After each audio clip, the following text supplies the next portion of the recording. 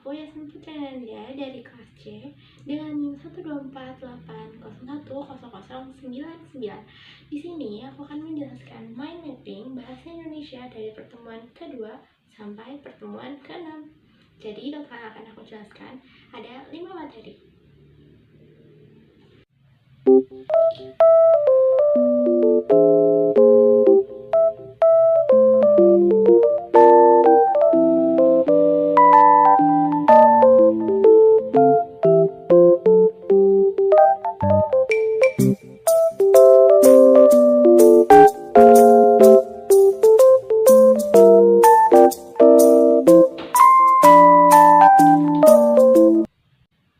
Materi yang akan aku sampaikan pertama ini judulnya adalah fungsi dan ragam bahasa. Bisa di sini nanti bakal aku zoom out. Lalu sebelum aku menjelaskan apa itu fungsi dan ragam bahasa dan memaparkan isi-isinya, aku bakal ngejelasin terlebih dahulu apa yang dimaksud dengan bahasa.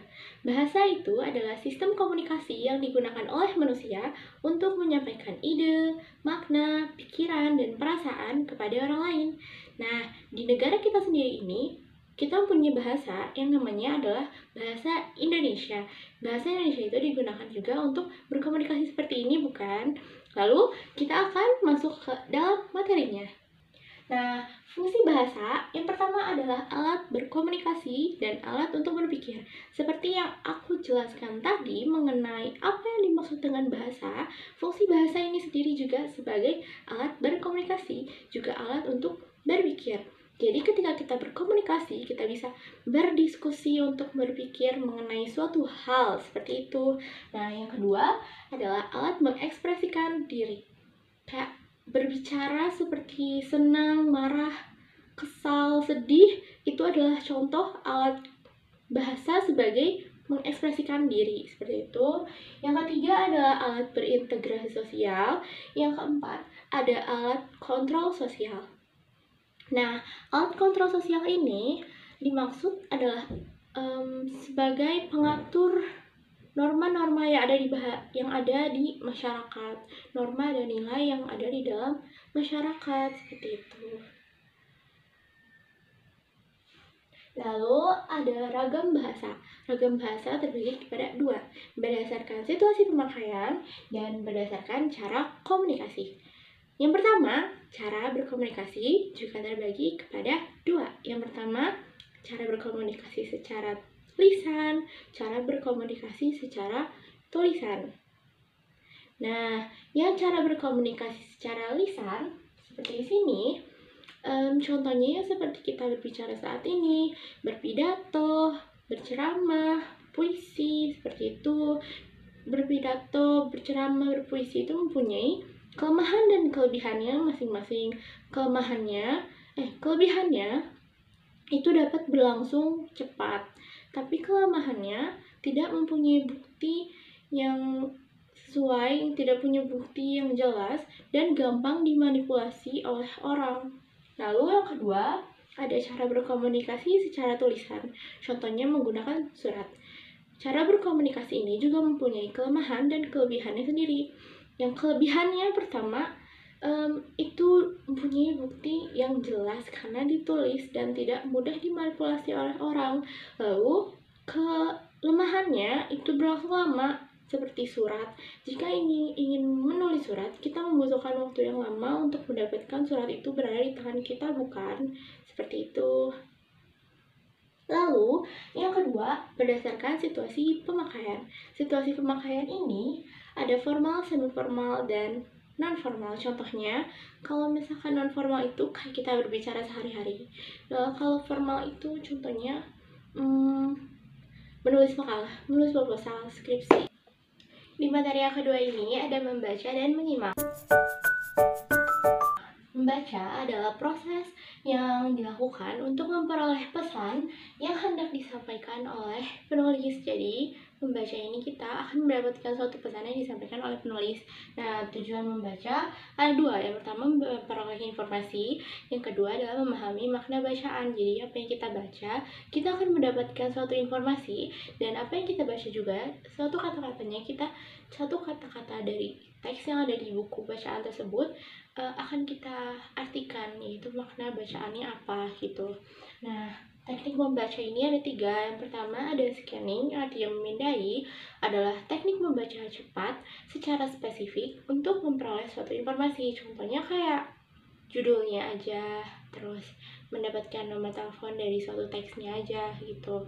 Nah, yang kedua ada skimming. Yang skimming ini adalah teknik membaca cepat tapi di bagian-bagian tertentu saja. Jadi kayak dia mendapatkan ide pokok atau gagasan utamanya. Nah, yang terakhir ada SQ3R. S itu artinya survei, Q itu Q question, R pertama read, R kedua recall, R ketiga itu review, jadi mengulang bacaan tekniknya. Nah, lalu ada menyimak. Menyimak ini adalah memperhatikan dengan seksama apa yang diucapkan dan apa yang dijelaskan untuk mendapatkan suatu informasi. Menyimak ini ada juga tantangannya loh. Di antaranya ada 4. Yang pertama adanya gangguan, misalnya kayak suara berisik. Ketika kita sedang menyimak, ada suara berisik itu pasti akan mengganggu pendengaran kita kan. Nah, yang kedua ada perhatian yang terbagi. Contohnya kalau misalkan kita sedang mendengar apa yang dijelaskan oleh dosen, tapi teman kita ini di samping mengobrol dan menggosipkan sesuatu yang sedang panas-panasnya, yang sedang hot-hotnya gitu kan. Bukannya kita bakalan penasaran dan kita bakal ikut nguping dan ikut gosip juga, karena itu artinya kita perhatian kita jadi terbagi. Kita melihat ke dosen namun telinga kita itu mendengar kepada teman yang sedang bergosip tadi. Nah, yang ketiga itu tidak mengindahkan pesan. Jadi artinya kayak masuk kuping kiri, keluar kuping kanan, kita melihat tapi kita melihat saja gitu, tidak menyimak. Nah, yang terakhir ada penilaian yang terburu-buru. Artinya penilaian yang terburu-buru ini kita sudah menyimpulkan terlebih dahulu, padahal seseorang tersebut yang sedang menyampaikan belum menyampaikan apa yang ingin dia bicarakan secara keseluruhan gitu. Jadi kita udah kayak ini mau kayak gini loh, ini mau kayak gini, padahal dia belum selesai menyampaikan sesuatu tersebut. Nah, lalu yang di sini ada cara menjadi pendengar yang aktif. Salah di antara 3-nya adalah mencari tujuan yang jelas dalam menyimak. Jadi poin penting di sini adalah menyimak. Jika kita ingin menjadi pendengar yang aktif, tentunya kita harus menyimak. Yang kedua adalah mengajukan pertanyaan ketika ada yang tidak kita mengerti. Nah, yang ketiga, memperhatikan kata kunci sebagai penanda. Penanda itu kayak akhirnya, itu berarti artinya udah mencapai simpulan terakhir gitu, udah mencapai di ujung pembicaraan, kayak gitu biasanya. Lalu di materi ketiga aku bakalan zoom out.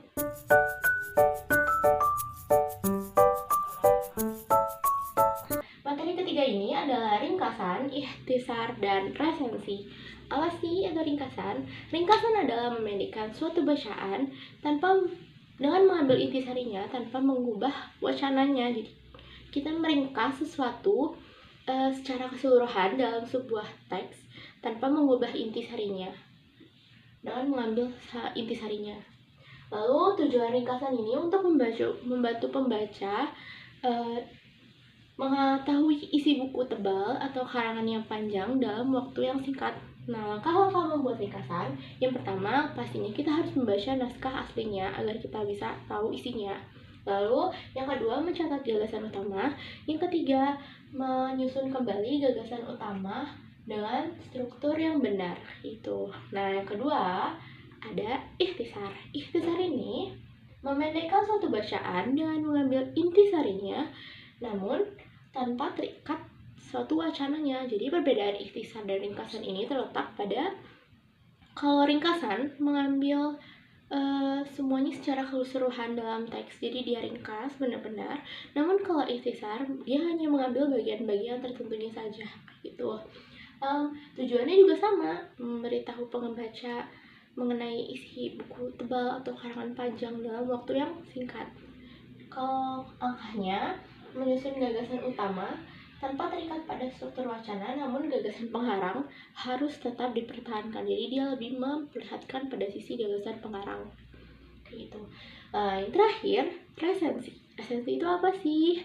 Resensi itu adalah tulisan berisi ulasan, penilaian, pertimbangan, tentang sebuah karya seperti buku, film, lagu, drama, atau karya sastra lain gitu kan.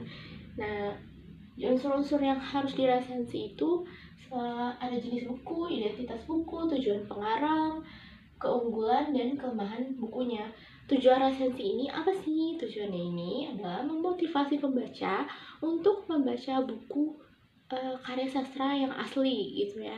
Jadi kan resensi ini artinya meringkas secara untuk karya sastra. Jadi kayak jika kita ingin membeli suatu buku, namun kita belum yakin untuk membeli buku itu, kayak masih ada sedikit keraguan, kita bisa melihat resensi buku tersebut. Banyak di internet sekarang yang memberitahu resensi bukunya. Jadi kayak kita baca dulu resensinya, di situ kan tertera penulis, harga bukunya, kelemahan dan kekurangan bukunya, terus penerbit bukunya, lalu bagaimana pandangan bukunya terhadap, bagaimana pandangan orang yang membaca buku itu dan membuat resensi itu terhadap bukunya, kayak gitu. Lalu yang kedua ada memberi informasi kelayakan suatu buku. Terus yang ketiga memberikan kritik, koreksi, dan memaparkan kelebihan dan kekurangan buku. Yang keempat menjadi penghubung antara keinginan pembaca dan keinginan penulis. Nah, materi yang ketiga ini adalah tentang diksi. Diksi itu apa sih? Nanti aku bakal zoom out ya. Nah, diksi ini adalah hasil dari proses pemilihan kata tertentu untuk dipakai dalam kalimat, alinea, atau wacana. Pemilihan kata yang dilakukan ini bila terjadi suatu kata yang kata-katanya itu mirip. Yaitu syarat ketepatan pemilihan kata ada diantaranya konotasi dan denotasi. Konotasi dan denotasi itu apa? Konotasi adalah kata yang memiliki makna yang berbeda. Jadi kayak misalkan bunga. Dalam pikiran kalian, bunga itu adalah sesuatu yang indah kan? Kayak melati, mawar, dan lainnya. Tapi dalam konotasi, bunga ini adalah seperti bunga bang. Jadi memiliki makna yang berbeda. Nah, denotasi adalah makna yang sebenarnya. Jadi bunga, benar-benar yang bunga, kayak itu. Nah, kedua ada sinonim. Sinonim ini persamaan. Yang ketiga ada kata-kata yang mirip, terus ada kata-kata abstrak, ada kata-kata penghubung yang berpasangan, ada kata-kata yang memang harus berpasangan antara dan, itu harus berpasangan, bukan antara dengan, kayak gitu. Terus ada kata umum sama kata khusus. Kata umum, kata khusus itu kayak mati. Mati itu misalnya banyak banget kan kata-katanya, kayak mampus, meninggal, wafat, segala macam itu banyak, dan itu digunakan dalam kata-kata yang nuansa maknanya itu pastinya pas gitu dipakai kata tersebut. Lalu ada faktor yang mempengaruhi tampilan bahasa dalam berkomunikasi. Yang pertama adalah cara dan media komunikasi. Secara lisan, langsung, cetak, atau elektronik. Kalau secara lisan kita kan pasti akan bertatap-tatapan dan benar-benar jelas. Namun kalau secara tidak lisan itu kan berbeda ya cara berkomunikasinya. Lalu ada juga bidang ilmu, itu ada filsafat, sastra, hukum, kedokteran, agama, MIPA. Jadi pastinya bakal berbeda kan cara berkomunikasi kita dengan orang yang latar belakangnya filsafat. Mereka dengan kita itu pasti akan berbeda cara berpikirnya, kayak itu. Terus juga orang yang latar belakangnya agama, misal jurusan dari agama dan jurusan dari filsafat, jika digabungkan itu pasti akan berbeda. Agama, sejarah juga pasti akan bertolak belakang. Lalu ada situasinya, ada formal, non formal, semi formal. Jadi kayak kita berbicara kepada orang tua, kita berbicara kepada teman, kita berbicara kepada yang lebih muda, kayak gitu pasti bakalan berbeda kan cara tutur bahasanya. Lalu ada halayak, umur, jenis kelamin itu sama kayak gitu, orang tua atau enggak. Pendidikan, status sosial. Pendidikan, status sosial itu pasti bakal terlihat. Orang yang mempunyai pendidikan yang tinggi dengan orang yang tidak memperdulikan pendidikan, cara berbicara, cara tutur bahasa, dan cara menyampaikan sesuatunya itu pasti akan terlihat berbeda gitu. Lalu terakhir ada tujuannya, membagikan emosi, humor, atau informasi. Kalau membagikan emosi, contohnya kayak membaca proklamasi, itu pasti harus dengan semangat tegas, kayak gitu kan. Nah, nada bicaranya, kalau humor, itu pasti humor tuh nyantai, lulus-lulusan, pasti ketawa kesana, kayak gitu kan. Nah, yang terakhir kalau informasi, nah kalau informasi itu formal, jadi kita harus baku kata-katanya sesuai KBBI, jadi biar orang-orang paham, baku tetapi jelas, kayak gitu.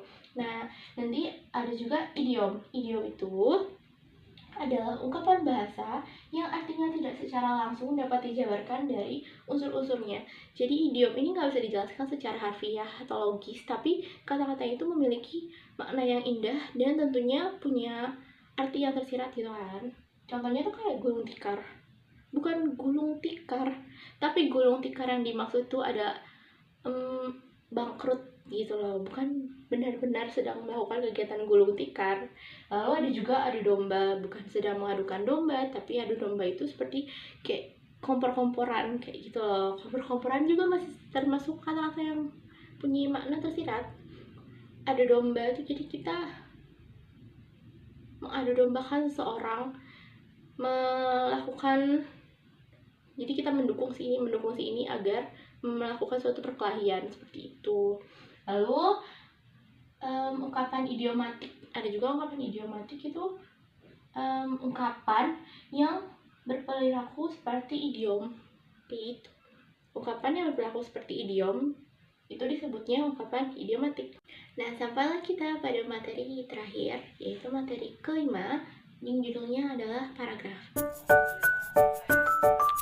Paragraf adalah satuan dasar tulisan yang lebih panjang dari kalimat, tetapi lebih pendek dari tulisan secara keseluruhan.